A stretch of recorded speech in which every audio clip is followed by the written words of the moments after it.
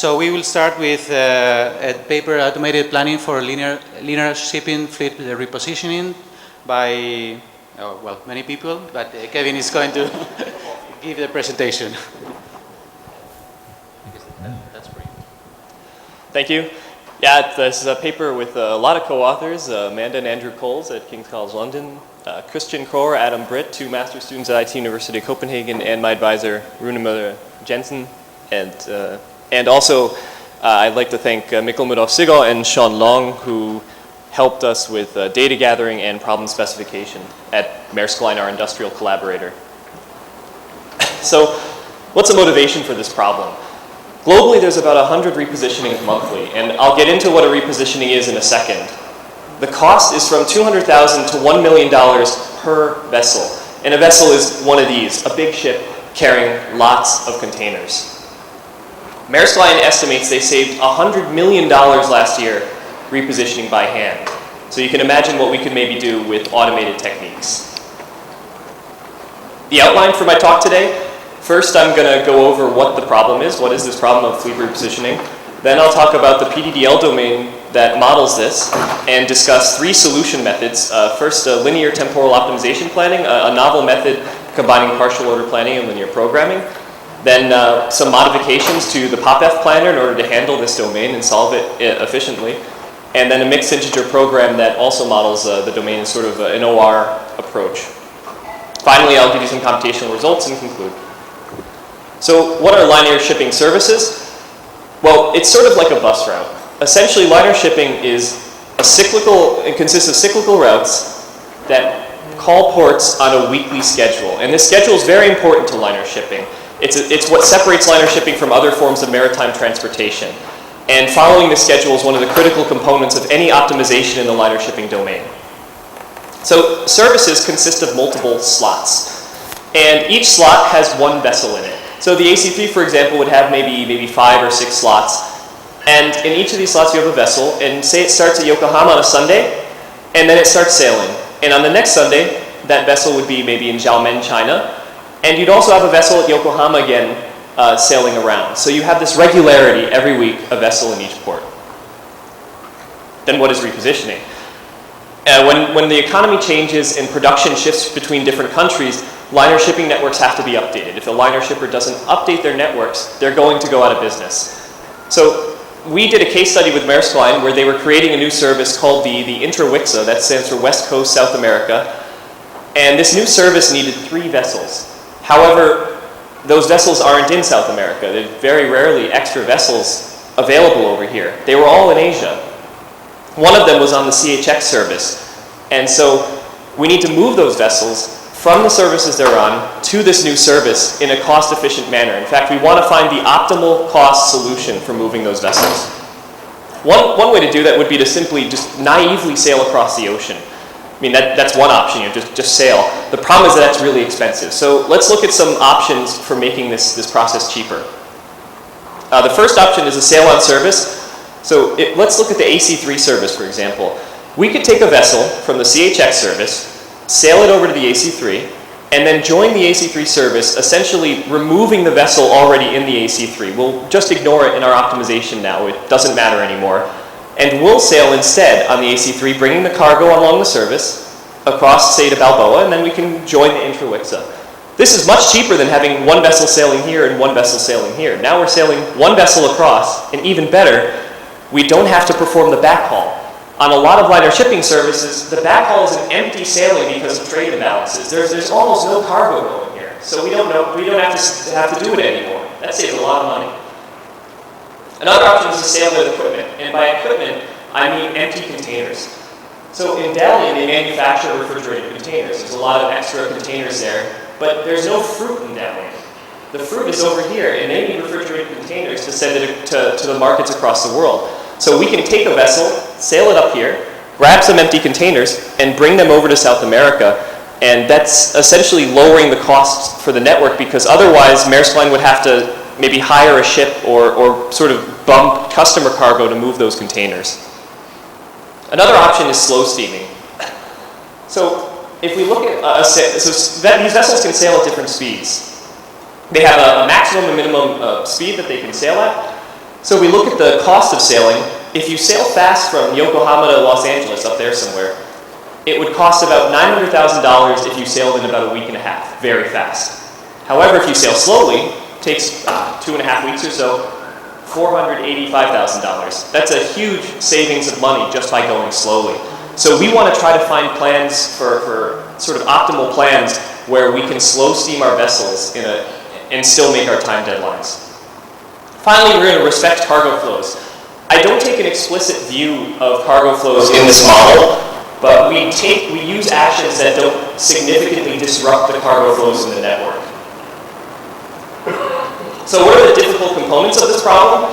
Well, first are the vessel interactions in the sail on service and the phase-in. That's when you join a service. Basically because the sail on service is essentially a free way to move between two ports. So you want to try to find the cheapest way for vessels to use a sail on service. And so they're all going to kind of compete to use this. Then in the phase-in, we want to have this sequential week phase-in, right? If you imagine when you're waiting for a bus, if two buses come at the same time, it's basically useless, right? You want to have a bus coming regularly. It's the same with liner shipping. So we need to make sure that our ships are phasing into the service in a regular fashion. Action duration linked costs. I showed you this graph just before of a sailing action. So we want to try to model these continuous costs rather than discretize these sailing actions because we want to know about basically what hour a vessel arrives at a port. And if we have to discretize that action, we'll end up with 200 or 300 actions in order just to sail one route. And finally, the hotel cost. This is a fixed hourly cost of the vessel that we incur from the point where we leave a service until we join the service again. This fixed hourly cost involves kind of complex modeling. We have to use something called an envelope action in PDDL, and I'll show you how to model that in linear temporal optimization planning in a second. Let's take a look at the PDDL 2.1 domain. We have several high-level actions. The phase-out, this is when you leave a service. This is a phase-in, that's when a vessel joins a service. Sail, so that's just moving between two ports at some cost. Sail on service, that's when you move between several ports doing the sail on service opportunity at extremely low cost. And sail equipment, that's also sort of moving between two ports but with a different cost structure than the sail on service. So there's a few interesting aspects of this model that a lot of PDDL domains don't have. The first is the number of timed initial literals, TILs. Our instance with the lowest number of TILs has 146. This is higher than most domains have even in their largest instances. And our biggest one has 266. So why do we have all these? It's the liner shipping nature of the problem. Say, for example, vessel may phase out, vessel 0 at Tangent Helibus at 16, and then at 16.1 we get rid of it already again because we want the vessel to phase out at a specific time so that we can incur the hotel cost if the vessel's waiting around. So the hotel cost envelope actions look kind of like this. This is a picture from our technical report which kind of accompanies the PDDL domain. If you phase out a vessel and then phase it in, and you have a sail action that can't take the entire time, you have all this waiting time, and so the hotel cost action encompasses that entire period and takes all the costs into account. Then we have these strange actions with cost at declining duration, and finally we have the required concurrency in our model as well. Let's take a quick look at some related work and kind of say, well, okay, why can't we model this problem in these planners? SAPA LPG and net benefit planners can't model duration-dependent effects, and we want to have the sail action modeled correctly. Kong Ming doesn't allow multiple updates to a single variable. We have multiple ships and some interacting actions. And TMLP set doesn't optimize the plan metric. Our goal is cost optimization here, not make spend minimization. Okay, so now we've seen the problem, PDL domain. Let's look at solution methods. First I'll talk about this novel method, linear temporal optimization planning, LTOP, and go into POP-F in a minute. What is LTOP? So LTOP is a partial order planner. So we look at a normal sail action and we're using a state variable representation. You have your preconditions and effects sailing from one place to another. Very simple. What we're going to do is we're going to attach an optimization model to that action. So kind of merge the whole thing. And now I have a minimization of some linear objective term as well as constraints over some optimization variables in a single action. And what this gives me is the ability to to calculate lower bounds on action costs and to merge sort of actions in their optimization models and solve this problem to optimality. So let's look at an LTOP plan. Imagine these are our some conditions we want to have in our goal state, and this is what we get in our initial state. And we're just going to solve this by partial order planning. So I add some action with a causal link. Notice that the optimization model comes with it. This action has a specific optimization model associated with it. So then I can add another action to the plan. Now I have two optimization models in my partial plan. What I can do is I can merge these two optimization models, throw them into a linear programming solver, and get a lower bound on the cost of the plan. The reason I can get a lower bound is that we have the requirement that the action cost stays positive underneath its constraints. That means even if I add another action later, I know the cost can only go up. We also use a modification of the Hmax heuristic in order to compute a lower bound on the cost of actions not yet in the plan, so we can get some kind of good pruning for our later branch and bound I'll show you in a second. So if we keep going with this plan, maybe I have an action that deletes this red fact here, that causes a threat, and then I add an ordering constraint. Our ordering constraints are also handled by the linear program, because each action has a start and an end optimization variable, so all we have to do is simply order those variables in the LP. So then I have a complete plan. What can I do with this? I can merge all the optimization models, and I get this one big optimization model, but it's still just an LP. So I throw it in the Cplex, solve it, and now I know the optimal cost of that complete plan. I can use that as an upper bound in my search, or maybe I'm done and I can return the cost to the user. Quick look at the branch and bound. So we start with an empty plan, and maybe we have some lower bound of 500. We know it at least costs that much. And then I branch, and maybe I have a complete plan. So now I can solve the LP, and I get an upper bound of 600. I know my cost is between 500 and 600. I keep branching, and then I get a lower bound of 650. Okay, I prune that. I can also prune for temporal inconsistency. If the LP says, the problem's infeasible or unbounded, I can just prune that branch. And then the branch and bound continues. Very simple. So that was LTOP. Now let's take a quick look at what's different in POPF from POPF from previous conferences. So it's a forward-chaining partial order planner, but it's a satisficing planner. So it's very important that the LTOP is a complete optimal planner, whereas POPF is basically satisficing except with some admissible heuristics. And we've modified two things. So we have TIL handling changed. It's modeled in a MIP now with a disjunctive temporal program. And we also use have some cost estimation action pruning in POPF, but that's sort of like the branch and bound, so I'm going to skip that. Let's look at the TIL handling. So what does POPF do? It adds dummy actions for the TILs. So take, for example, we have a dummy action that adds a fact P, and maybe we need that fact in order to do a phase out. So this fact would be immediately deleted, but phase outs, there could be multiple phase outs for a vessel at a single port over time. So this fact kind of comes in and out, and that means with these dummy actions, we now have a choice. Do we put the phase out here or here? And you imagine if this continues, you have a lot of different places where you can put this phase out action. That creates a lot of different sort of branches that you have to explore, a lot of places you have to search. So we leave the choice of which window to use to a MIP. And we can't just use some disjunctive temporal program solver because of the continuous costs in our problem. So what do? Let's say you have a fact that is added and deleted periodically by TILs.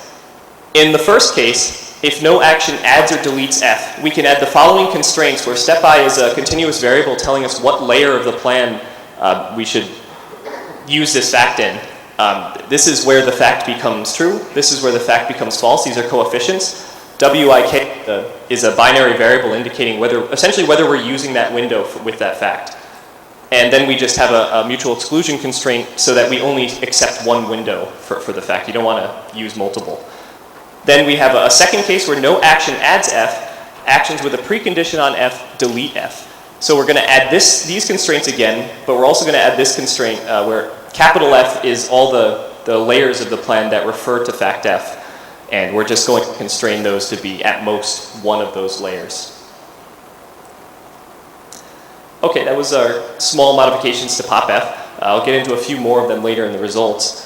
Now let's look at our mixed integer program really quickly. I'm not going to go over the whole thing. There's the model's in the paper if you want to read it. It's basically modeled with an activity graph, sort of a flow problem formalization. And on the one side of the graph, you have the phase-out actions. That's when you're leaving a service. And on the other side, you have the phase-in actions. This is when you're joining the service. This is essentially the goal state. And in between, you have some various activities you can perform. So what are variables? We have, do we use an edge in this graph?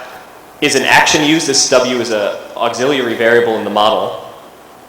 And then for each of these actions, I just have a start and end time, sort of similar to LTOP. And then I also have variables representing the hotel time start and end. And this model involves a graph for each vessel with some mutual exclusion constraints between the graphs in order to prevent multiple vessels from using a single action. For example, multiple vessels can't do a single sail on service. That's not allowed. So we have some, and we also have some extra constraints, some side constraints to handle the phase-in. But overall, it's a fairly standard flow graph formulation. Okay, now let's take a look at the computational results and then conclude. So we made a benchmark of 10 instances based on a single real case study from Maersk Line. They're sort of variations of the problem so we could see how the problem scales. And we use a mixed integer program on these small instances, and it solves rather quickly. The mixed integer program is faster than LTOP. We configure LTOP with several different heuristics. D stands for domain-specific heuristics. So what we do is, for example, we prevent multiple sail actions one after the other because we can basically use a triangle inequality. If you go from A to B to C, then just go from A to C. And we also have a way of optimally completing plans when a vessel uses a sail on service action. Because of the way some pieces of the plan are fixed in time, we can simply complete the plan really quickly and don't have to have extra branching. L stands for the LP heuristic, and H is Hmax. So we did some various combinations. Generally, this column's the best. The domain-specific heuristics are rather helpful, and the combination of the LP and Hmax are a rather strong way of estimating the cost of plans. And also PopF is configured with admissible heuristics over here. Remember that PopF wasn't really designed for this, so it's not really that fair a comparison. We also have a forwards and reverse PDL domain. So when we look at all the instances, however, once they start getting a bit bigger, the LTOP configured with domain-specific heuristics, the LP and Hmax, starts to outperform the mixed integer program. They do scale together, but LTOP is a bit faster on all the instances with various configurations, with various equipment, cabotage restrictions, which are sort of laws for handling where ships can go, number of ships, number of sail on service opportunities. PopF unfortunately times out on these in the optimal case. We give a timeout of 1 hour, but we'll see that PopF does a bit better in the case where we do satisficing. And so in this column, in the parentheses, we have the optimality gap of PopF against the optimal plan found by the MIP and LTOP. And in here, it's the CPU time to find that plan. So we try to make span minimization just to show that on this problem, make span minimization is a really bad idea. Because if you do a make span minimization, remember that all the ships will basically be sailing at top speed, so they're going to be using a lot of fuel. When, on this instance, for example, make span minimization solves very quickly. It only takes 10 seconds.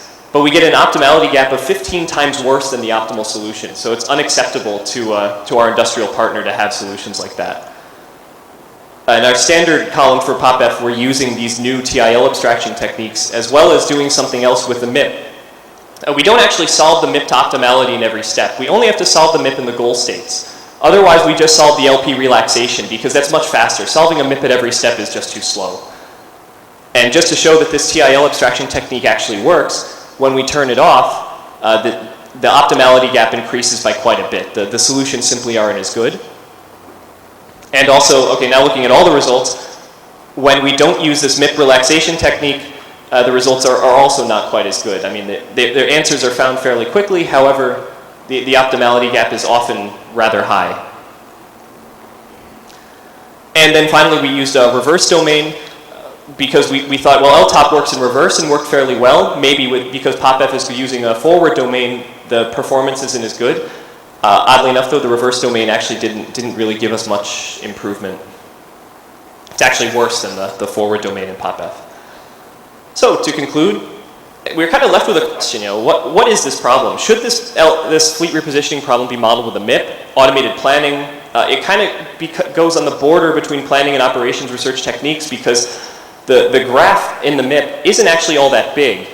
You can model it in a MIP pretty reasonably, but at the same time, planning gives you much better modeling tools than the MIP does. If I have to add a new action, it's much easier in the PDDL model or even in LTOP to add that action in resolve than it is in the MIP where I have to go play with some binary variables and add some extra side constraints. So the future work is kind of investigating what features of the problem make this problem better for planning, better for MIP, as well as adding container flows and revenues to the LSFRP. I actually have a new model doing those already, which once I add this sort of multi-commodity flow of cargo, the MIP starts to become much better than the planning techniques. And we have this PDDL domain available for you to download and play with if you'd like, both the forwards and reverse domains. It's available at decisionoptimizationlab.dk/datasets, and I hope you'll download it and try it out. Thank you.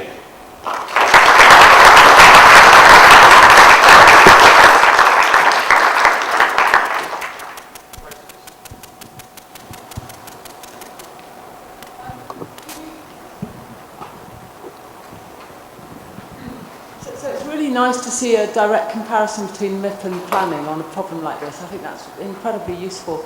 Can you just say a bit more about whether this is a problem that scales up? I mean, can you make very large instances, and how does MIP scale as the instances get very big? Or, I know you just said that if you add additional elements to the problem, then MIP outperforms planning, but it'd be very nice to understand a little bit better what that trade-off is. Yeah, that's a really good point because we're only working with an instance with 3 vessels there, and I now have data from Maersk Line with instances up to 14 vessels, so I'll be doing the same comparison with those and trying to see what the results look like. I think 14 vessels is actually going to be just about the max. You don't see liner shipping services much longer than that, so that's probably as large as this problem really goes. And do you have a feeling for where the bottleneck for MIP would be? I mean, is it going to be that dimension that breaks it, or is there some other thing, or is it going to get better than planning, or what? I think that is the main dimension because the hotel cost is really hard to model in a MIP. There's a lot of things you can kind of change in a MIP and get the flow problem maybe to be a bit faster or whatever, but the hotel cost for each vessel is a real pain because you're stuck with big end constraints no matter what. There's nothing you can do about them because you have to set a variable based on where this vessel sort of phases out, and there's really no good way of embedding that cost into the graph because of the sort of the flexibility of a lot of the actions because of the scheduling problem. So I think, yeah, as you get more vessels, it just becomes way harder for the MIP. Right. Thanks. One more question.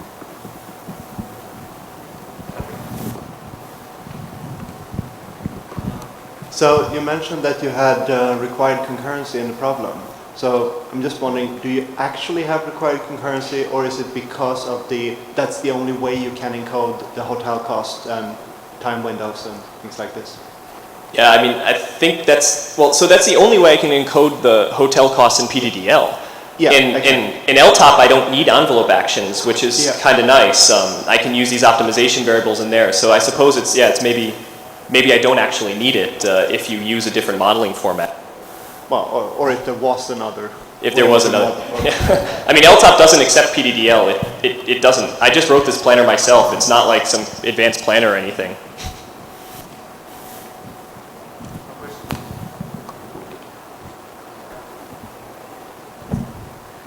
So you mentioned something right at the end about the modeling time that it takes in order to model the PDDL against modeling the EDIN as a MIP task.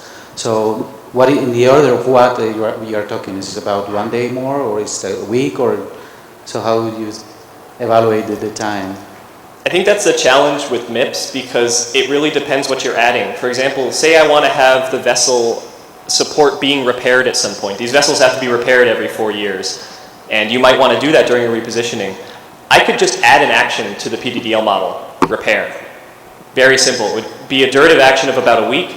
It would essentially have no cost, and it would be required by the goal state. I could probably add that in 10 minutes. If I wanted to do it in the MIP, I now have to change the way the graph is formulated. It's essentially embedding the preconditions and effects of that action into the graph. Coding that's going to take probably the whole day just to work out the bugs. And so what is the status now with respect to the company? Are they already buying your stuff, or?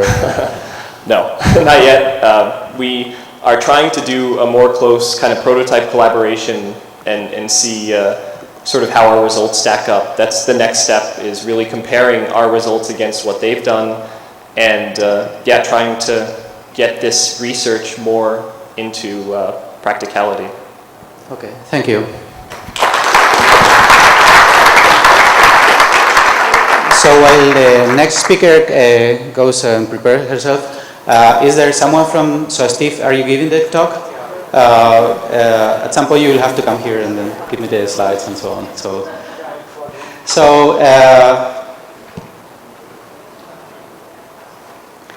So next paper is CP and MIP methods for ship scheduling with time-varying draft, and it will be presented by Elena Kilareva, and it's joint work with P. Kilby, Sylvie Thibault, M. Wallace, and S. Brandt. That's what I have. I don't have the name, sorry.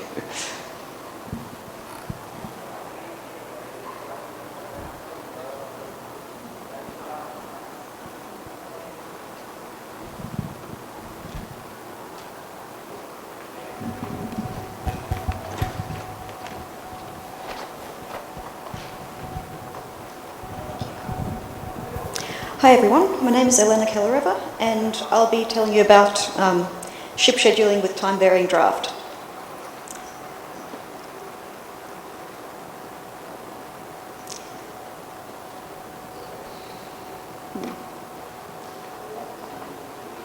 What's this doing?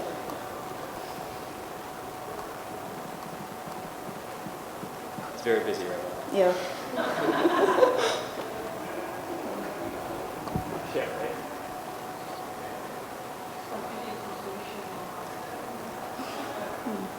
Shouldn't be doing anything else on a different computer.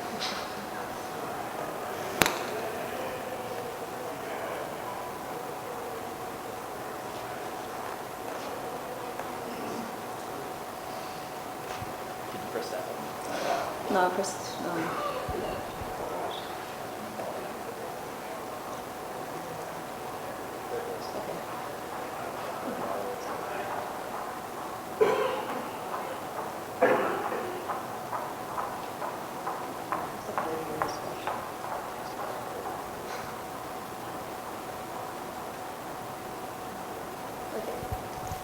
Sorry about that. So I'll start with just introducing the problem. The specific problem I'm looking at is maximizing cargo throughput at a bulk export port. And I'll tell you a bit about why draft restrictions are important for this problem. Then I'll talk about how we model the problem using both constraint programming and mixed integer programming. And finally, I'll talk a bit about some improvements to the CP model that we tried. So, ship scheduling in general is about choosing sailing times and amounts of cargo so as to maximize the profit or minimize the cost of transporting that cargo. And it needs to obey any safety rules in effect at ports. Now, one common safety rule is restrictions on draft. Draft is the distance between the waterline and the bottom of the ship's keel. So as you load more cargo onto a ship, the draft increases. And if you load too much cargo on, then there may not be enough water for the ship as it's leaving the port. So the ship could be at risk of running aground. So for this reason, most ports have safety restrictions on the maximum draft. Now, existing approaches to ship scheduling either don't consider draft at all, or they just have constant draft restrictions. So for example, ships can only enter a port if their draft is below 13 metres, and they can never enter a port if their draft is above 13 metres. But in practice, most ports have draft restrictions that vary with time. Because if you think about it, at high tide, there's more water available for the ship to sail. So you can load more cargo on safely. So the reason why we want to model these time-varying draft restrictions is this gives us more accuracy in our draft constraints. So this lets us take advantage of being able to load more cargo on at high tide, or when the waves are low, or when the current is not very fast. And there at the bottom is an example of a typical draft constraint. So as you can see, it's fairly complex and it depends on a lot of different factors: tide, wave, current, etc. So this is not just a simple function. The exact problem I'm looking at is quite different from Kevin's problem. So I'm looking at maximizing the cargo throughput at a single bulk export port. So I'm looking at bulk cargo as opposed to container cargo. Bulk cargo means things like coal, iron ore, wheat, things that are carried directly in the hold of a ship rather than in containers. So we're looking at a real port, Port Hedland in Western Australia. This is Australia's largest iron ore export port. And because this is an export port, the outbound ships are usually full and the inbound ships are empty. So this means that the outbound ships have much larger draft and they need to sail at high tide. But inbound ships can sail anytime. Also, at Port Hedland we have a narrow channel, so ships can only sail through it one at a time. Now this means we have sequence-dependent separation times between ships. So for example, if we have two ships sailing out of the channel, the ship closer to the exit, if the ship closer to the exit sails first, the other ship may be able to sail straight away without having to wait. But if they sail in the opposite order, then the ship closer to the exit has to wait for the other ship to pass before it can start sailing. So the separation time between pairs of ships depends on the order in which those ships sail.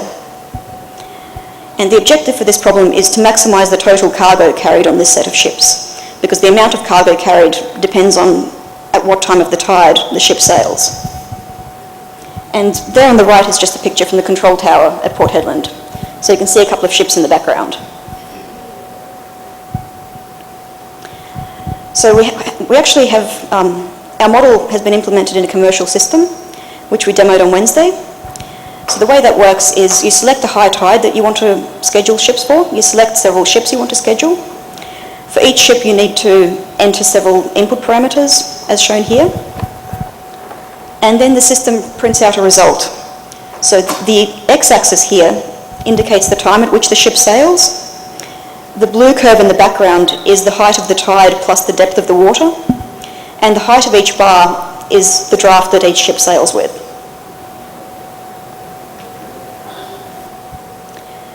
So it's some features of this problem that make it a complex problem to solve.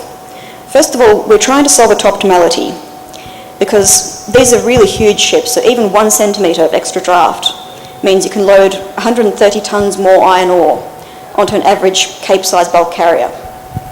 So even a small reduction in quality of the schedule means that we carry quite a bit less cargo. So we really want to find the optimal schedule. The second reason why this is a complex problem is that it's oversubscribed at the high tide. So in general, the problem is undersubscribed. There's usually enough time to be able to sail all the ships.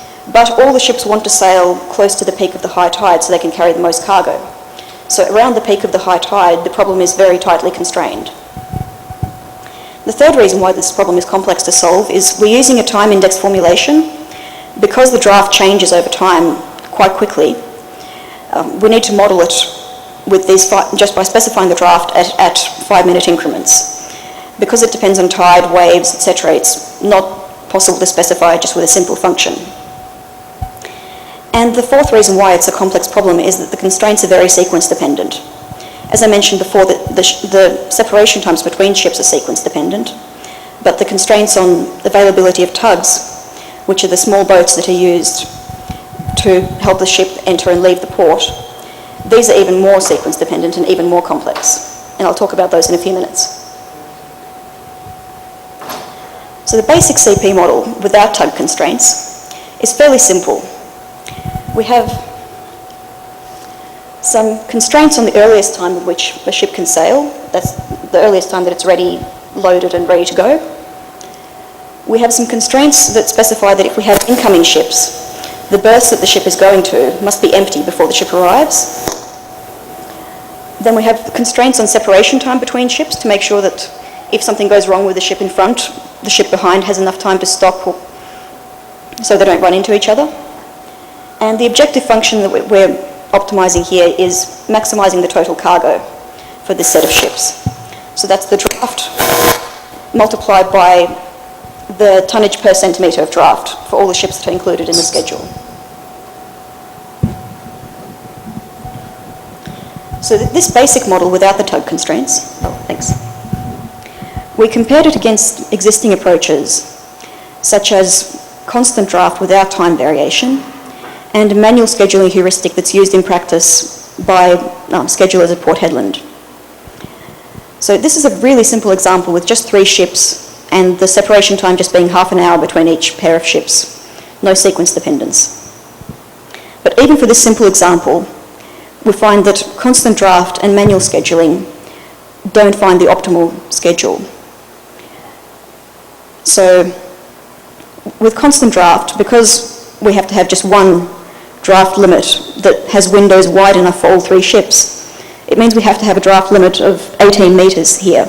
So that means that ship A, even though it could sail with 18.1 metres, it ends up being scheduled at 18 metres, so 10 centimetres less. And the manual scheduling approach that's used in Port Hedland is they order the ships from largest to smallest, or order them by weighting in the objective function. So in this case, that would be by tonnage per centimetre of draft. And they schedule, first of all, the largest ship at the earliest time it can sail, then the next largest at the earliest time it can sail, and so on. So that approach, ship A gets scheduled at the earliest time it can sail because that's the biggest. Then that blocks out the start of the window for ship B, so ship B gets scheduled after ship A. And then ship B blocks out the 18 metre window for ship C, so ship C gets scheduled with 10 centimetres less. So in both of these really simple examples, you end up with 1,300 tonnes less cargo being carried on this set of ships. So that's $200,000 less iron ore. And we looked at some larger problems in the paper, and on average we found that the optimal schedule had 120 centimetres more draft per set of ships than the constant draft schedule, and 15.8 centimetres more draft than the schedule produced by this manual scheduling heuristic. So we're currently in the process also of comparing against real schedules produced by the Port Hedland schedulers, but it does look like the optimal schedule can allow more cargo to be carried on the same set of ships, thus reducing shipping costs. So that very basic CP model that I showed you before, that was the one that we put in the first version of the prototype, which we demonstrated to the schedulers at Port Hedland. And the main feedback that we got was that the schedules were not realistic because they didn't include constraints on tugs. Tugs are these small boats that you see there that are used to help ships enter and leave the port. So in our improved model, we needed to include these tug constraints. But when we tried to implement them, it turned out the tug constraints scale really, really badly. Because the duration of time that a tug is busy depends both on the first ship it works on and on the ship it's going to work on next. So if a tug works on an outbound ship and then switches to an inbound ship, the duration of time that it's busy is only as long as it takes the outbound ship to leave. But if it works on an outbound ship and then has to go to another outbound ship, then it has to first travel all the way back into port. So it's busy for a longer period of time.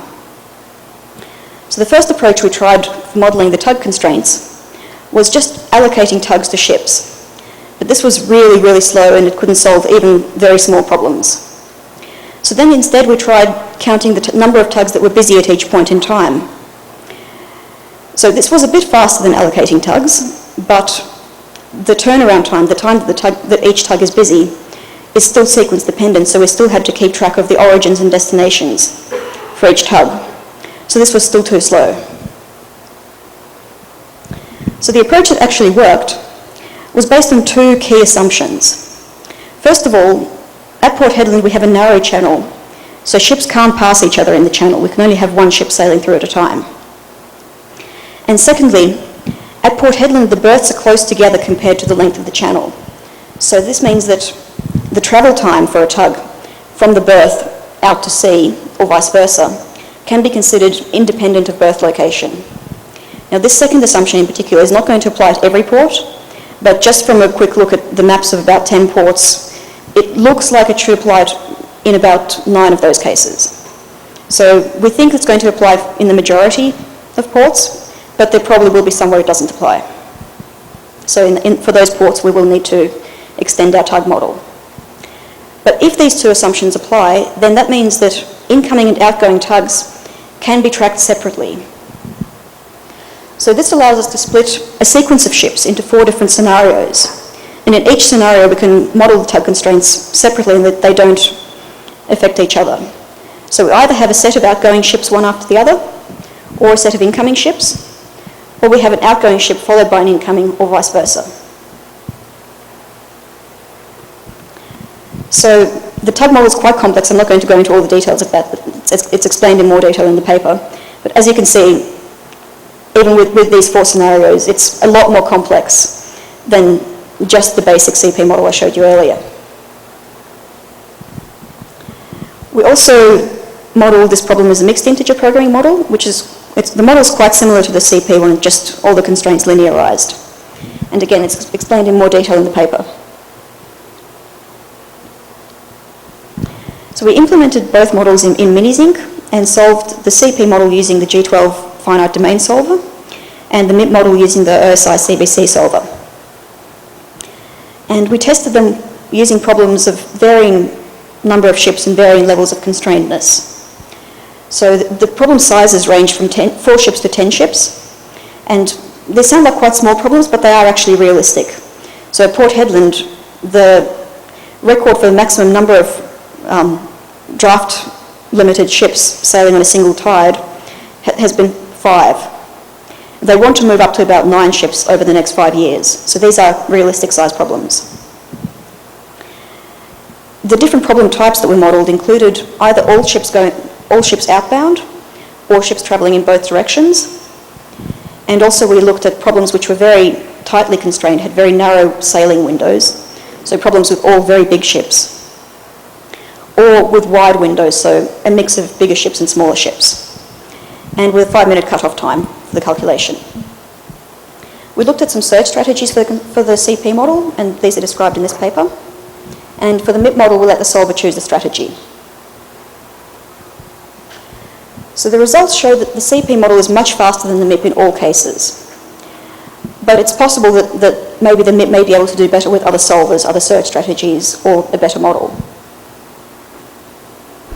We also looked at a few improvements to the CP model. So we tried adding sequence variables specifying the ordering between pairs of ships and searching on the sequence variables first. We tried converting multidimensional arrays to 1D arrays because these are more efficiently implemented in the G12 FD solver. And we tried sorting ships and assigning times to the biggest ships first. So the results were the sequence variables were on their own were actually slower. But as you'll see on the next slide, when combined with the 1D arrays, they become faster than searching on draft or time directly. And the 1D arrays produce the biggest effect. So that's not any kind of really fundamental result, but it's something that maybe could be automated in a future update of Minizinc. And it's something that may be worth considering when you're modelling a CP problem. Because if you're using a solver in which multidimensional arrays are implemented less efficiently than 1D arrays, that's a very simple way in which you might be able to improve the calculation speed of your model. So we looked at some search strategies for these improved models. I'm not going to go into detail on these because I'm starting to run out of time a bit. But basically what we found was that the sequence variables for the basic model were slower searching on the sequence variables first. But when combined with 1D arrays, they actually became faster than searching on draft or time. So this implies that the sequence variable constraints seem to propagate better with 1D arrays than the other constraints. So in conclusion, we introduced time-varying draft to ship scheduling, and we looked at this novel problem of optimizing cargo throughput at a bulk export port. And we found that our approach allows more cargo to be carried on a set of ships than the fixed draft and manual scheduling approaches used in practice. And the most complex part of this was the tug constraints, which we solved by splitting this sequence of ships into several scenarios.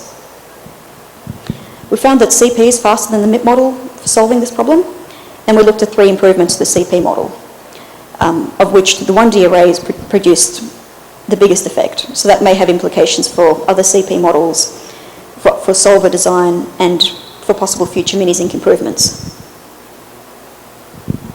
And in future work, we'd like to have a look at this with some other CP solvers and also extend it to some larger ship routing and scheduling problems between multiple ports, or maybe integrated with mining supply chain problems. So looking at longer time horizons as well. And because this would be a much larger problem, we may need to use a decomposition approach. So start out by solving the big problem and then optimise each high tide individually. And the MIP model as well maybe could do better with other solvers or other search strategies or improvements to the model. And that's all. Thank you for your attention.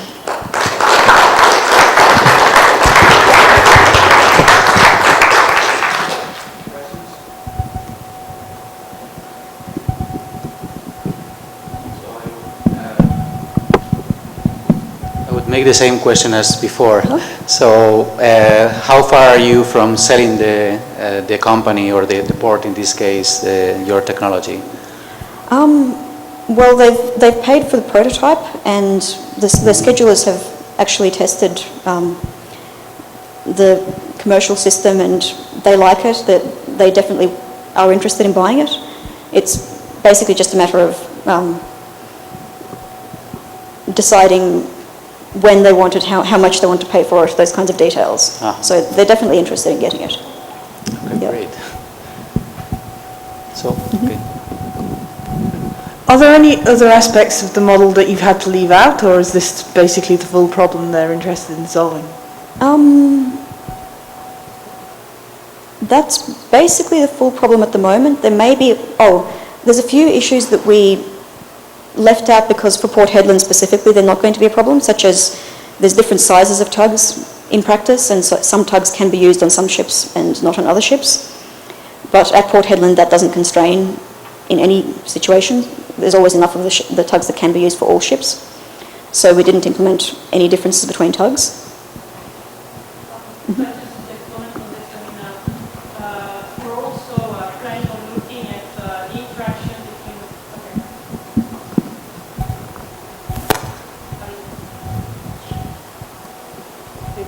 To reply to your question, there are other problems that can be either solved disjointly or that connect with this one. So for instance, one is how to handle the interaction between the supply chain upstream of the port with this, and another one is actually handling the interaction between sailing and some of the maritime routing problems, because in some of these problems, the time at which you sail might actually impact on when you can pass certain obstacles at sea, I mean, further down the track. So, and you don't want to have to wait, long hours later on when you're at sea to pass these waypoints. So,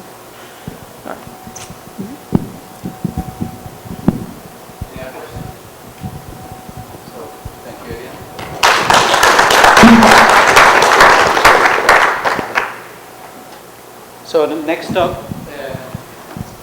will be driven. So I hope I'll do good for them. Let's see. How's this? Yeah. Okay. So this is what I'll do. I'll talk for a few minutes on the traffic signal control problem. Then I'll switch and describe our technical approach. I'll give you some results of the experimental study that is described in the paper.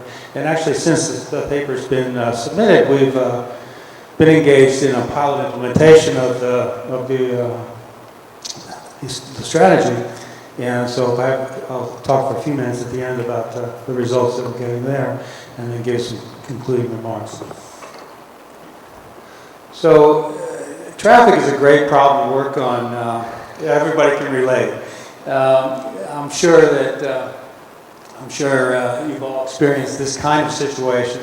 And if you look at the statistics, there's a tremendous opportunity for improvement, both in the sort of the personal well-being of travelers and also the pollution and emissions to the environment. Traffic signals, better traffic signal control really can make a difference.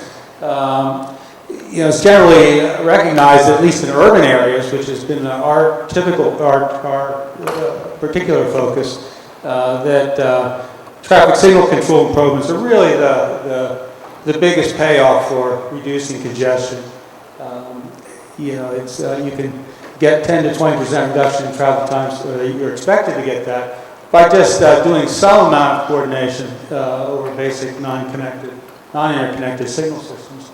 And an interesting statistic is in urban areas, vehicles spend approximately 40% of their time idling. So you can imagine the derivative effects if you can improve flows in reducing pollution and various carbon emissions. So what is the problem or the traffic signal? Oops. And although they're not really in wide use now, the what are called adaptive traffic signal systems are really believed to hold the most promise for improvement. They've had the most success to date, more in arterial kinds of situations, but systems that actually respond to the sense traffic and adjust the timing plans based on the travel. So, what is a traffic signal plan? If you look at it, if you analyze the flows moving through a particular intersection, you can really partition them into what are called movement phases. And these are really traffic flows that can proceed simultaneously in a safe manner. So you can see that here, flow 2 and 6 going in opposite directions obviously will make up one phase because the vehicles can move there. And then a signal timing plan is simply an ordered sequence of phases. So you'll notice here, you'll notice here that in the diagram I've given here that the sequence of phases repeats itself, and that's typical. It's not always that way, but that's typical. And we'll actually make that assumption in the paper, and it just corresponds to the green lights just sort of moving around in a cycle. The entire trip around the lights is called a cycle through the phases, and then you repeat again. So conventional signal systems use fixed pre-programmed timing plans. They may be developed given some kind of offline analysis of the loads that are expected and so on, but they're programmed in advance, potentially timed by period of day, and then given to run in open loop. Adaptive signal systems, on the other hand, sense current traffic flows and dynamically adjust the timing plans in real time. That's the class of problems that's the class of system that we're interested in and we'll be talking about today. So it's still quite a challenge to accomplish this kind of real-time adaptive control. Many of the adaptive systems today do in fact adjust to changing traffic flows, but do it on time scales that you would not really consider real time. Maybe every 5-10 minutes. So it's more really of tracking traffic flows and moving on from there. Well, what are some of the challenges to doing actually real time? Well, from a planning perspective, the complexity is great. In the state space, given a particular prediction horizon, the state space is exponential. The action space is exponential, even for a single intersection. As you put that together into a road network, the problem just becomes more and more complex. So the combinatorics are high. There's also, we're learning this firsthand, there's a lot of uncertainty associated with the sensing devices, and coping with that is very, sensors aren't perfect, far from it in fact. And then finally at the network level, there are non-local impacts between intersections. So again, that's a complicating factor. One nice property here is that there is a network problem structure. The relatively small numbers of connections between a complex of intersections. So that can be exploited. So, what is our technical approach? We basically start from a very bottom-up view of decentralized intersection control. So, at the ground level, we make an assumption that there is no interactions from intersections, and the idea here is to build a robust substrate that will always keep the traffic moving with somewhat the right direction. So the idea here is to construct schedules to optimize real-time traffic flow through each intersection. This is done independently and asynchronously. Then on top of that, we layer what we refer to as an optimistic non-local coordination mechanism. And the idea here, in a nutshell, we assume that intersections will execute their schedules as planned, and if that's the case, we'll have perfect coordination. So essentially this translates to providing schedules to downstream neighbors, and this just increases their visibility in an extended planning horizon. And then finally, on top of that, we add mechanisms for coping with particular situations of miscoordination. And in this paper, we look at preventing a nervousness effect due to a limitation due to mismatch between planned and actual execution, and preventing spillback, the phenomenon where cars are backing up into the intersection because there's not enough physical space. So here's the concept of operation.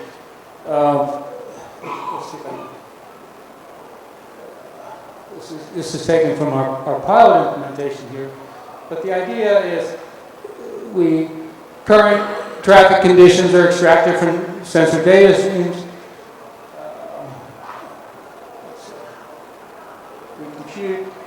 We compute a phase schedule that optimizes local flow, and then we send commands to the light, to the controller, to when it's time to change to the next phase.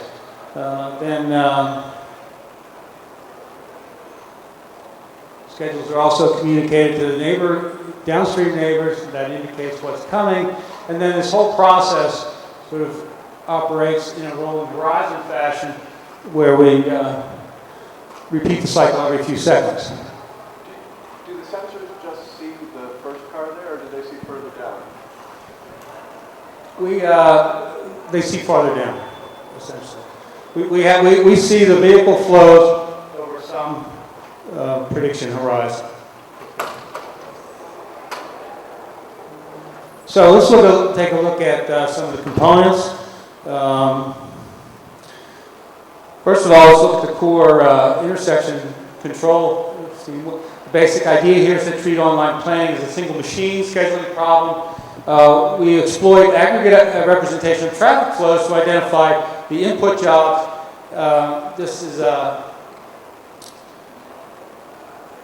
This aggregation captures the non-uniform, or retains the non-uniform nature of real-time flows, but it provides us with a much simpler search space, more efficient search space to move. The problem is still exponential, but it's exponential now in the number of jobs rather than in the planning horizon. And that turns out to make a big difference since the number of jobs is much smaller. The basic approach then is to construct a look-ahead schedule for current input flows and then use the result to decide whether to extend or switch phases.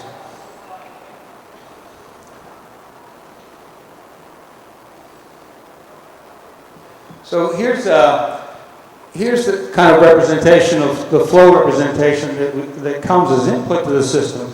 Over some planning horizon, you have an intersection on the left, cars are moving towards it, and the flow representation is essentially a sequence, a timed sequence of clusters, or jobs as we'll call them, that are moving. At the lowest level of time resolution, they could be individual vehicles, but depending on the time resolution, they may be aggregated into sets of vehicles. We actually, we perform two types of aggregations on top of this base flow. First, which we call threshold-based clustering. Really, the idea is just to merge clusters with small gaps into what you might think of as platoons of vehicles that are moving sort of in a crowd.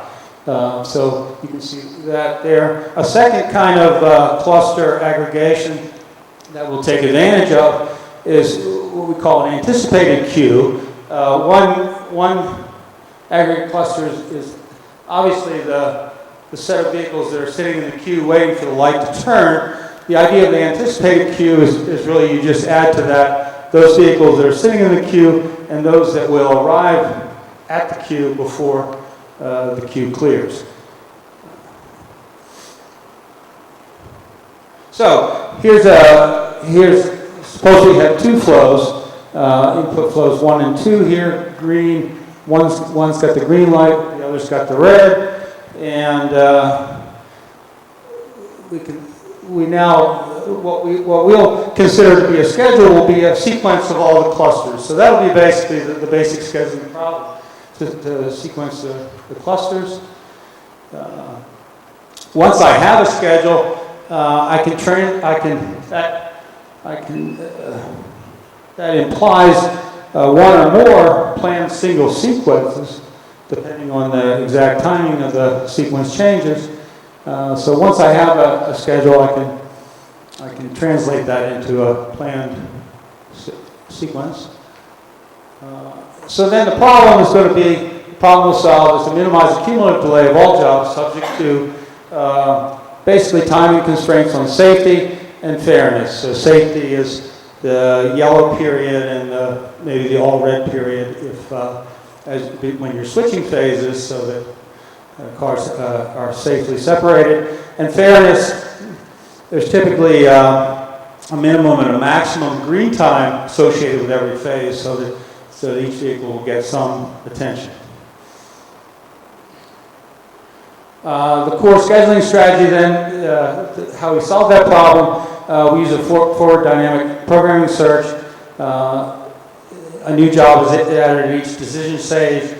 Since we're minimizing cumulative delay,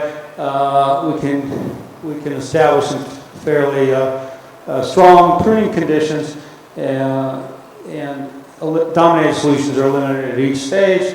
We also only keep the minimum delay solution for each extension. So this is a greedy heuristic, but it seems to work pretty well. And as I said before, the complexity now becomes a function of the number of jobs, given the aggregate representation that we're reasoning about. One just quick note that in related work, this procedure has been shown to outperform other state-of-the-art approaches to intersection control if we assume a road network is being driven with just intersection control and no further coordination.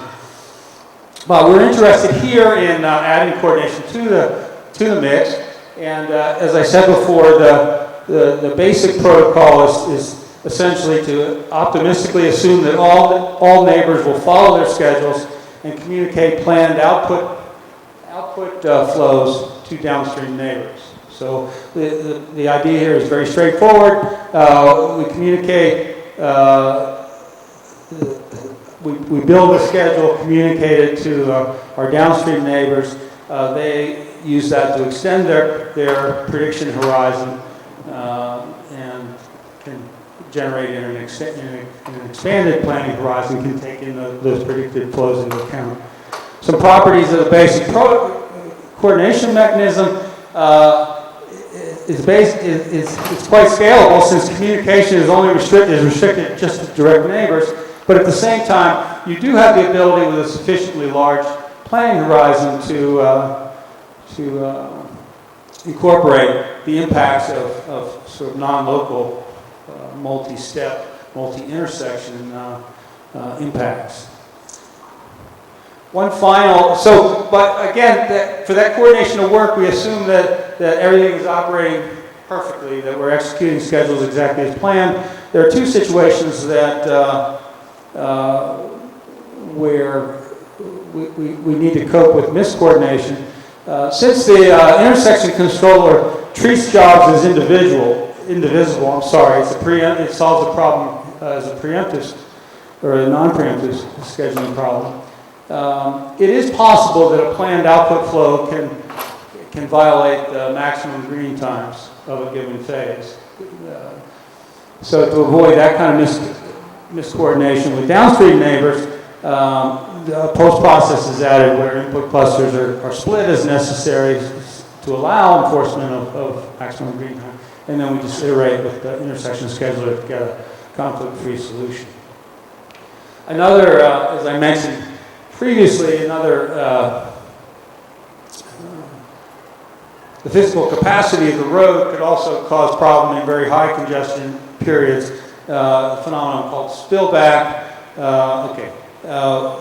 We recognize, in this case here, the downstream neighbor will recognize the spillback condition, basically a competing flow where the residue queue is going to exceed the physical capacity of the road. And in that case, we'll cut the current phase short, essentially sacrificing the flow that this intersection could get to better service the upstream intersection. So those two mechanisms then sort of layer on top to look at that. So let's look at some experimental results to sort of evaluate essentially the idea was to evaluate the effectiveness of the coordination mechanisms over the base. So we designed a synthetic grid network to kind of provide a structured but yet challenging problem. Very small temporal resolution to allow us to actually do the real-time computation. Short intervening travel times and high congestion. So for this experiment, we have a 25 intersection grid. All roads are one way in this grid, so they're either flowing left or down.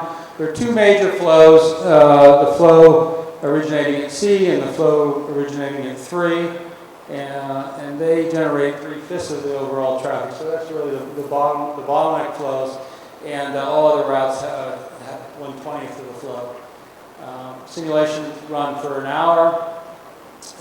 Essentially, shifting the demand ratios, the amount of traffic, relative amount of traffic on C and 3 every 20 minutes for a total simulated period of 100, and then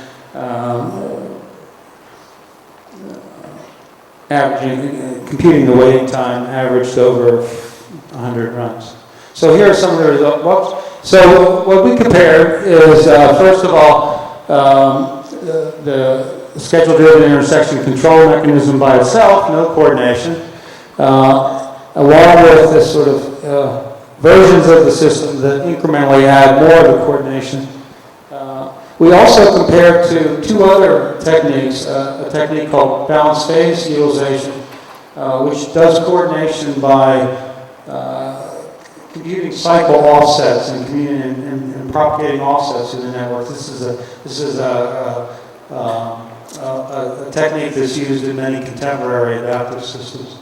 And then a final technique where we combined the intersection scheduler with moving average prediction, which is another current approach to this kind of coordination problem, and see how that goes. So the results are discussed a good bit in the paper, but we can see that we kind of got the effect that we want, particularly as congestion or as demand gets heavier, the incremental value of each of those coordination mechanisms makes more and more difference. Interestingly, I guess,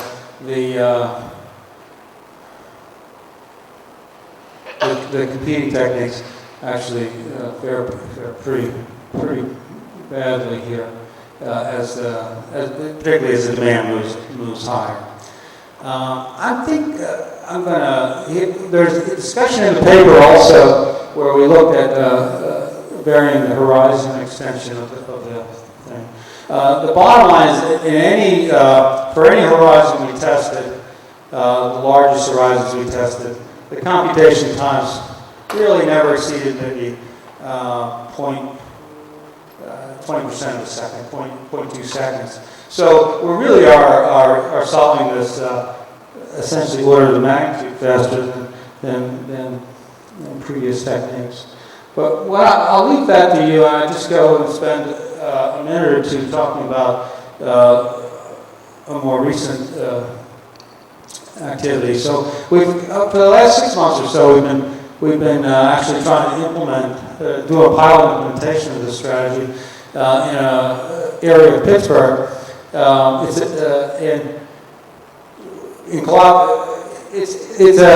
area that we're working in is a developing area of Pittsburgh, and under sort of a recent construction project, grid of 8 lights intersections was upgraded, and they put cameras on them, and so it was a great opportunity to do it at a relatively low cost. We added a 9th intersection to make it more of a grid structure, and so we put computers at all the intersections. They talk to each other, and they're running. We are in the midst, I guess, of doing a pilot evaluation right now, where we essentially are doing identifying the 12 heaviest utilized routes through this complex of intersections, and we've done a series of drive-throughs before using the timing plans that are enforced today, and then again after sort of while our system is running in place. The existing timing plans were developed at the time the intersections were put in, the new intersections were put in. It was really an optimization that was done offline based on expected flows. You can see that we haven't completed all the periods of the day, but for the 2 most significant periods of the day, the AM rush and the PM rush, we're actually doing very well in comparison to the previous technique. Travel times are being reduced by 25 to 30%, wait times 40 to almost 50%, and doing the derivative calculation for emissions, you can see that we get a reduction. Actually, our funding agency is really interested in reducing pollution, and that was really the original motivation for the pilot. So let me just say a few in conclusion here. I guess schedule-driven coordination can provide an effective practical basis for real-time control of traffic networks. The aggregation of traffic flows enables efficient computation of near-optimal local schedules, exchange of schedules, then extends the local visibility to anticipate future demand. And also, since this is an asynchronous, decentralized operation, it makes the approach inherently scalable. To add a new intersection, you just add a new intersection. And there's no so we're actually in the pilot implementation. We now have plans to sort of double the implementation and really sort of demonstrate the scalability. Some of the, just last slide, some of the future directions we're going. One of the things that we are looking at currently that we'd like to incorporate is to extend the intersection scheduling to incorporate what's called phase skipping. The idea here, I said we went in a fixed cycle, but a lot of times it's really advantageous if you're able to skip phases. Say a protected green left. If there's no cars sitting there, the rest of the intersection is dead. Well, that's green. So it really, you can think it makes it almost more of a planning problem, because you can view phase selection now more as a selection problem than just a straight sequencing problem. We're also interested in better coordination mechanisms. As you can see from the talk, we do relatively simple things right now. The efficiency of the intersection scheduling, though, gives us a lot of headroom to do more sophisticated kinds of coordination. And it's clear that in some situations that makes a difference. And finally, we're very interested in taking a more principled look at tolerating sensor uncertainty. We've got a variety of mechanisms in our pilot implementation now to kind of cope with the fact when cars miss the data zones and we have mismatches in counts and so on. But with a complex of sensors, there should be better ways to compensate for one place to another. So I'll stop there. Thank you.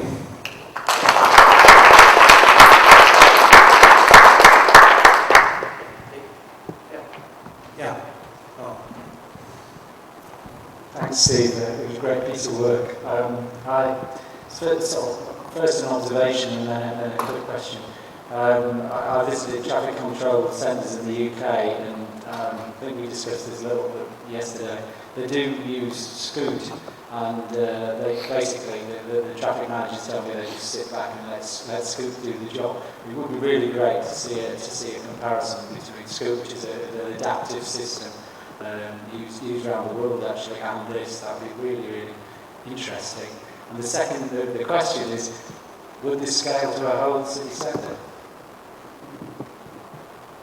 Yeah, I think it would. I mean, we would like to get the opportunity to try that, but you know, since it's all local coordination, and it's, you know, there's some when you add light, there's some amount of tuning that you do, but you know, we're learning that there's a couple classes of nodes, if you want to think of it that way. There's always the nodes on the fringe that have less detection than the interior nodes. But other than that, those kind of broad classes of situations, it's, you know, that's I mean, systems like Scoot have more of a hierarchical structure to them and try to sort of manage them, you know, with more of a global view. And you know, that's a natural obstacle to scalability.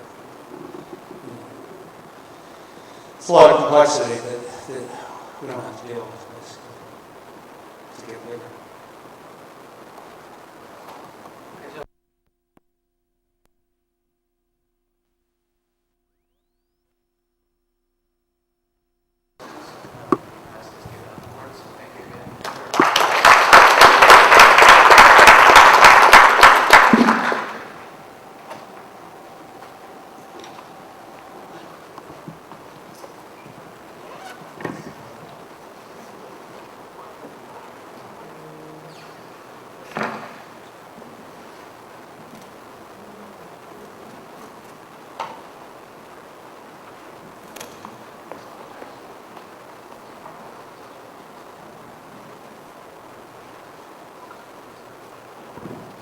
So the next talk will be by Sabine Stovant on route planning for bicycles, exact constraints, shortest paths made practical via construction of highway.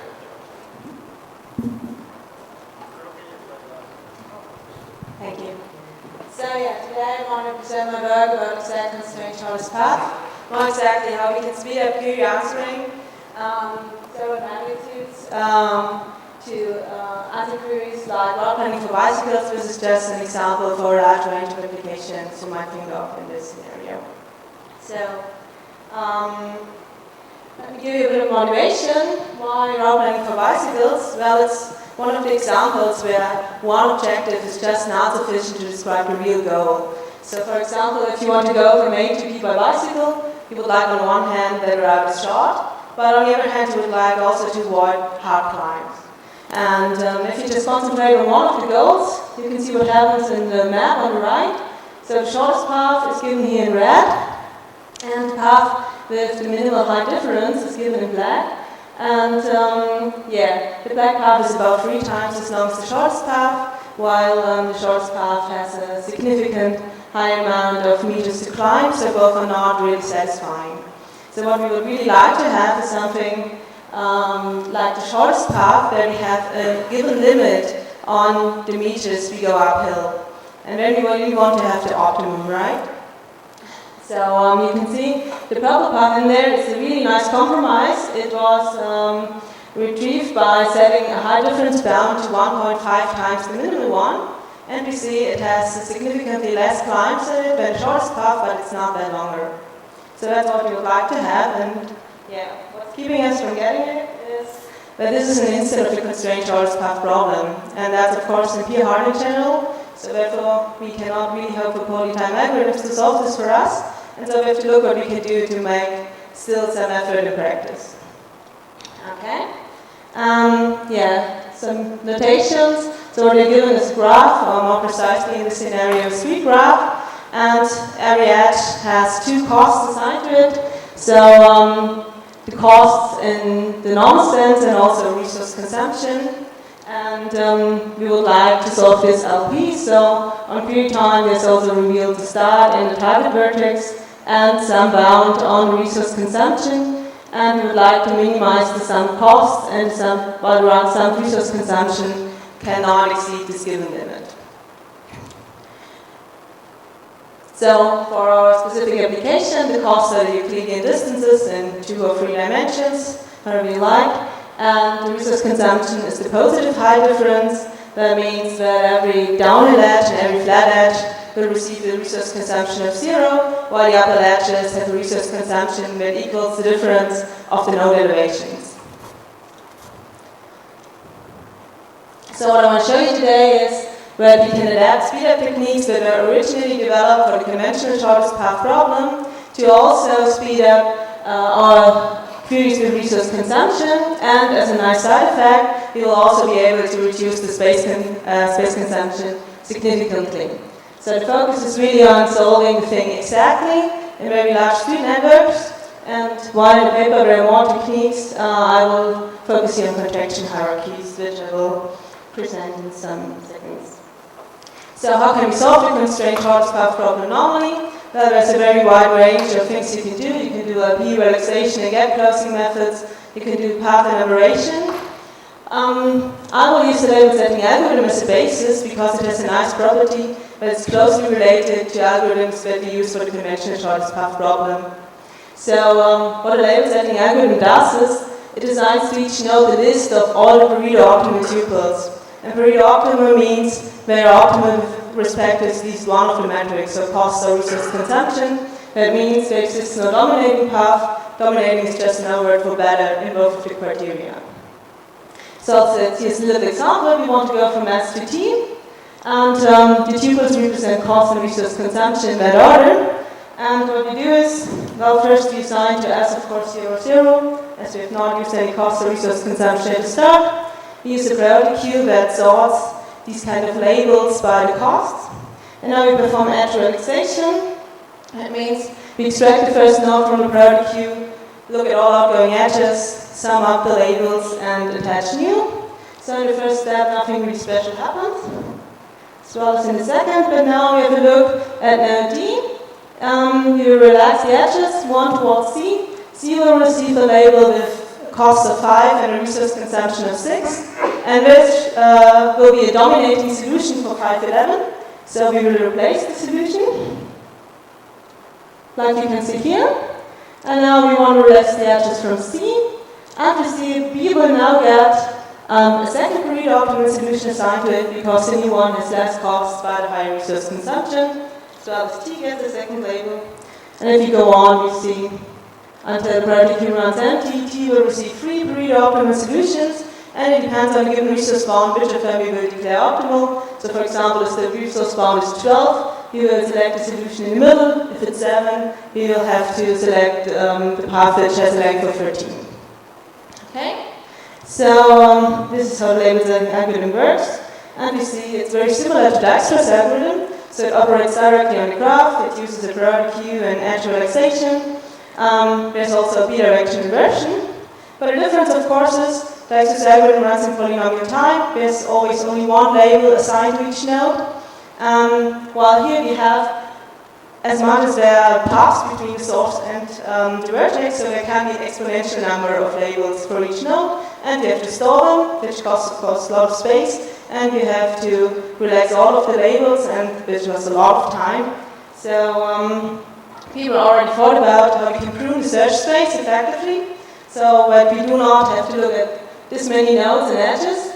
And a nice and simple idea was presented for the same people when they made this algorithm.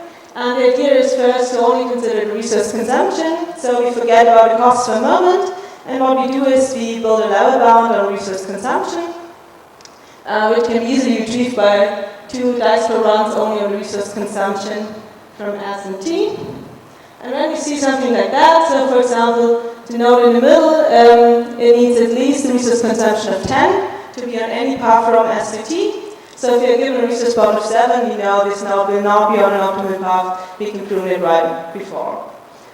Okay, so it's a very nice technique, and this has a great impact in a lot of applications. But what we also see, if we increase the resource bound, more and more nodes become feasible again. And so the impact of this technique is low on one hand if R is very large, but on the other hand also if there are a lot of edges with a very small resource consumption. And unfortunately, that's exactly the case in our application, because remember, all the downhill edges and all the flat edges will receive 0 resource consumption. And so this technique was expected, and also our experimental results revealed that the impact is pretty low. So we get a speed up of maybe factor 2 or 3, but that's all we can get. So that's just not enough to answer queries in very large graphs in practice. So we thought about a pruning technique that might be more robust against distribution of resource consumption. And we came up with a version of contraction hierarchy, which is a very nice graph preprocessing method developed by Gasberg et al. In 2008. And yeah, it's very widespread because it's nicely transferable to a lot of sophisticated applications.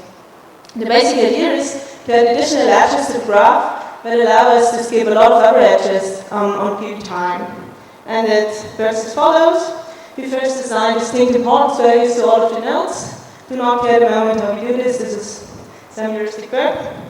Okay, and then we remove the nodes one by one in the order of importance, while maintaining all the distances between the remaining nodes. So for example, if you want to contract the node in the middle here, the black one, we see that between the node with importance 37 and 64, the shortest path will no longer be 3, but will now be 6 if we remove this node. So in order to maintain the distances, we have to add an additional edge with cost 3 between those 2 nodes, like you can see here. Between, for example, the node labeled with 37 and the node with 12, the shortest path is 3 and will stay free if we remove the node in the middle, so there's no shortcut needed, and we call such a shorter path a witness path. So very essential to kind of keep the number of edges we have to insert small. So if you've done all of that, so all the nodes are away, we just add all the shortcuts we created during this contraction process, add them to the original graph.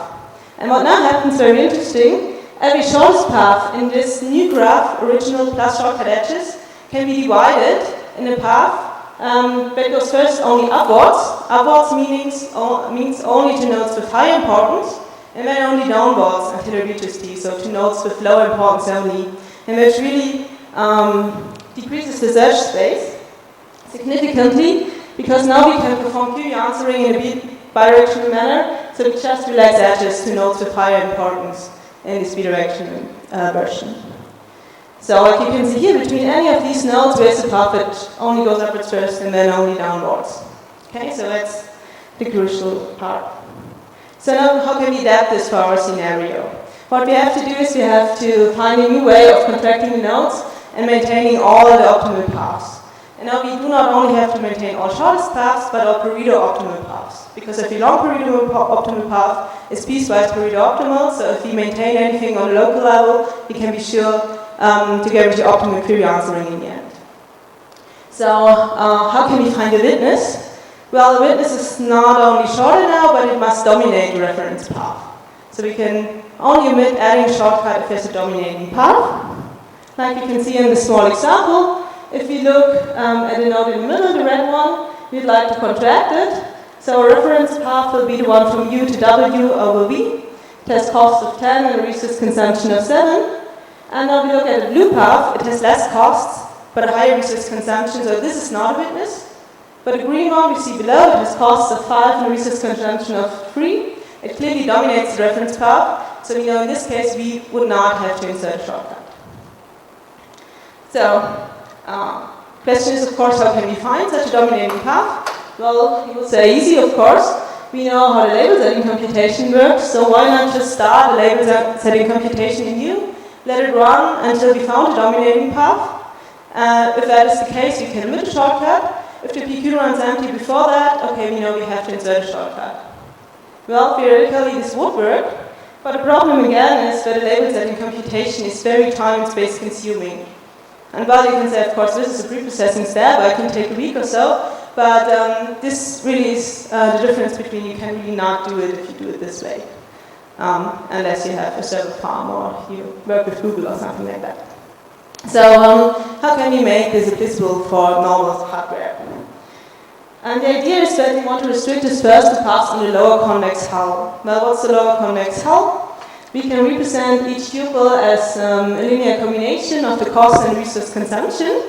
And we say a path is on the lower convex hull if it's minimal for some lambda value between 0 and 1. So for example, you see lambda being between 0 and let's say 0.5. The yellow path is minimal in this example. When it changes over to the green one and then to the black one. So these three paths are the lower convex hull in this example. And the property of these paths is they are all Pareto optimal. While for paths that are not on the lower convex hull, we cannot say anything. So for example, the blue path is dominated by the yellow one. But the brown path, which is also not on the lower convex hull, it's not dominated by any other thing. So it's also Pareto optimal. Okay? So what's the advantage of paths on the lower convex hull? Well, they have the nice property that they can be found by a Dijkstra algorithm. We just have to transform the costs to single edge weights, exactly this linear combination, and then we have Dijkstra's algorithm, which runs in poly time, which has a limited space consumption, so which is something we can do very fast. So, question of course, in which cases does this help us, and what can we do if this does not? So, well, if the dominating path is part of the lower convex hull, we just found a witness, and we know we can omit the shortcut. So remember our example here, we see now the representation of the lower convex hull. We see the green path is the complete lower convex hull, so any Dijkstra run of any lambda value will give us the witness path right. Okay, but that's not all. The other way is that the reference path is part of the lower convex hull. If we find a reference path by trying some lambda value, we know the reference path is Pareto optimal, therefore it cannot be proved. We know we have to insert a shortcut. Okay? So, yeah, but this procedure might be inconclusive. We cannot guarantee that one of these cases will always apply. So it might be that neither P nor the possible witness path are part of this lower convex hull. And on the other side, you will not be able to test for every lambda value. There might be just the number of support points you select, and which number might be too small. So in the paper there's some ideas, some heuristic, how you can maximize the output for a certain number of lambda values, but still it might be not enough to get a conclusive result. And what we can do then is, we can of course apply label setting computation on top, but we could also add a shortcut. So shortcut insertion, even if the path is not Pareto optimal, does not compromise optimality, but of course it will increase the search space and space consumption during query answering, so it should be avoided as much as possible. So let's come to some experimental results. We use test graphs ranging from 10,000 to 5.5 million nodes. They are all cutouts from the graph of southern Germany, because this is at least a bit of mountains there. So if we could also do this on whole Germany, but then the optimal paths differ not too much because it's pretty flat in the northern part.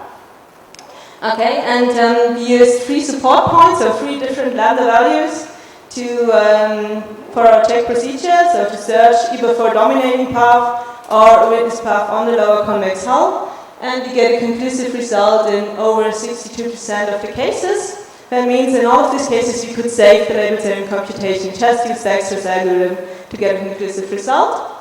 And kind of surprisingly, the number of edges in the resulting structure, so in this graph, original graph plus shortcut edges, was only about twice the size of the original graph. This is comparable to the conventional case if you just compute the whole thing for conventional shortest path, which is kind of surprising. We kind of expected a larger increase in the number of edges because you have all these Pareto-optimal paths that you have to maintain, so there might be now several edges between two nodes, but still it was kind of benign in our application. And what we get as a result is a query answering that is sped up by about 2 orders of magnitude, and this is only the unidirectional version of the problem. So, which was reported in the paper because you can compare it to other search algorithms that are not bidirectional. But if you implement it in a bidirectional manner, you can even get another order of magnitude. So we have a speed up of thousands in fact. And also we have a remarkably less space consumption because we have to take a look at much fewer Pareto-optimal solutions, and just using simple pruning, some of the queries in this 5.5 million node graph fail even on a very large service structure because there are thousands of Pareto-optimal solutions assigned to each node. But yeah, applying our technique, this thing here could solve all of it. Okay, so conclusions. Well, we can answer exact constraint shortest path problem in graphs with up to 500,000 nodes below a second. In a graph with 1 million nodes, we need about 2 seconds, and then it decreases a bit. But still, it's really practical query times now. And if you're interested in the paper, there's also a version how we can speed up dynamic programming solutions, and how we can use argflex for further speed up. Argflex are another technique originally developed for the shortest path problem that helps to prune a lot of edges. And yeah, future work. Well, what contraction hierarchy does is it gives you the opportunity to extract a very small subgraph in which you can guarantee optimal query answering. So if you have any other speed up technique in mind for that problem, you can apply it on a smaller graph. You can apply it on top, and there might be even greater speed up than that. And also it would be interesting to see other metric combinations and maybe more complicated scenarios. So for example, the edge cost being functions. So contraction hierarchy works very well in every case where there is some hierarchy on the graph, so there are more important edges than others. And so for example, if you would use travel time instead of distance, we would expect an even greater speed up. But for many other metrics we just don't know, it would be interesting to see how it performs in these cases. So, thank you very much for your attention, and if any questions.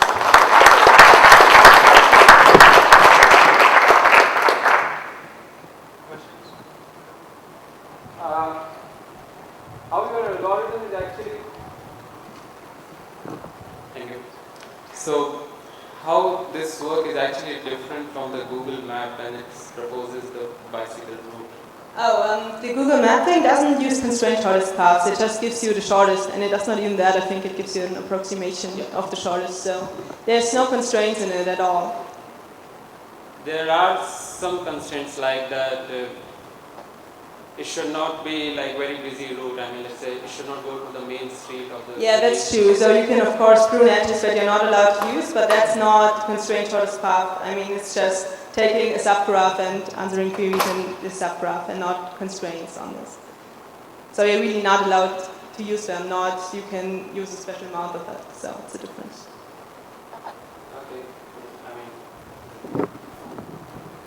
Thank you. Okay. So in your resource function, you had only positive and zero costs. True. What if you had only would have also negative costs from, for instance, recuperation of energy in an electric vehicle? Yes. Yeah. So if there would occur negative cycles, of course it will not be possible anymore because there would be nothing like an optimal path in that scenario. But so there could be negative costs in both, also in cost or resource consumption, and we could apply a transformation of the graph It just gets rid of these negative batch costs, and we could still guarantee optimal query answering. But yeah, you have to make sure that there are no negative cycles, otherwise everything will crash.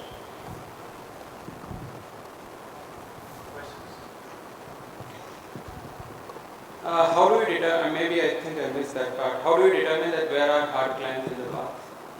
Let's say there is a whole map, and then how do we determine that where are hard climbs and where are split? Yeah, I mean, I have the node elevation of all the nodes, and I mean, edges are specified by head and tail node, and so I know it goes uphill if the elevation of the tail node is larger than one of the head node.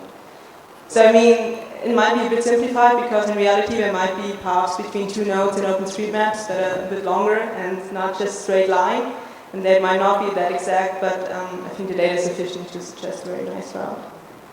So a map will give you all those numbers, right? Yeah, so the node elevation you got from SRTM, so it's really precise. You can, if you extract the raw data and not the already, yeah. Yes. With 500 of nodes, you have a response time below 1 second. Yeah. Yes. And how did this scale up? Yeah, of course it, so the one thing, so I said about 1 million, we took about 2 seconds, so this was really benign. In the paper, for the larger graph with over 5 million nodes, we made an incomplete contraction to make the preprocessing time smaller. If you really let it run for the end, it has some seconds, but it's, so for the incomplete contraction it's about 1 minute for this very large graph, but if you let it run to the end, it's some seconds, and if you use the bidirectional version, you can get real time.